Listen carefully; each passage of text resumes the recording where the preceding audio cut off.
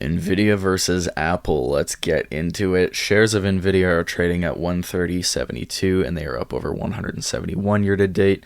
Switching over to Apple, it looks like they're trading at 216.38 and it appears both of these stocks are continuing their massive bull runs this year.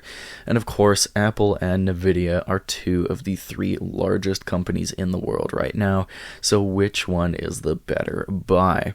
For my 2027 price projection, Nvidia's earnings are expected to rise 105% to $350 a share, and even though their current PE is over 70, I'm going to multiply their earnings by a price to earnings of 50, which I think is a little more realistic, and that gives us a share price of $175 a share, which is a 34% upside.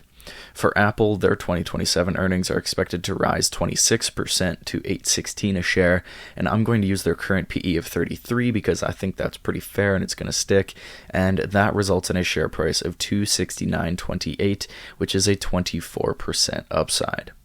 It looks like analysts are expecting both Nvidia and Apple to be trading 3% lower next year, and in terms of fundamentals, both have beat all four of their last earnings calls, but Nvidia's debt to equity is around 61%, which is perfect, whereas Apple's debt to equity is around 141%, which is very high, but they do have a significant amount of cash on hand as well, almost double that of Nvidia's.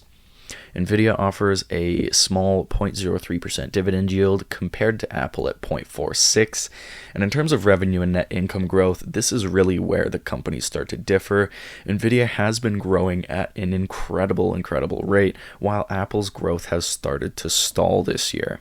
In terms of qualitative analysis, insiders have begun selling off Nvidia shares as it continues to push new highs, and with Apple's recent growth stagnation, I personally wouldn't recommend either, but when comparing these two companies side by side, it really comes down to growth versus value.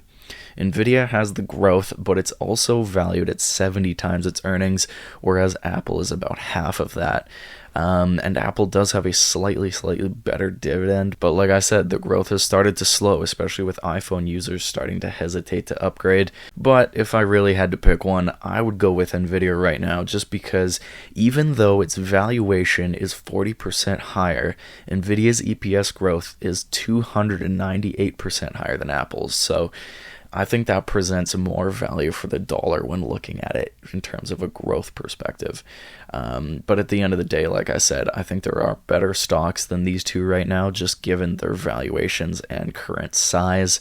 Anyways, that's all I have for you today on Nvidia and Apple. Drop a like, let me know in the comments which stocks you want me to cover next, and I will see you next video.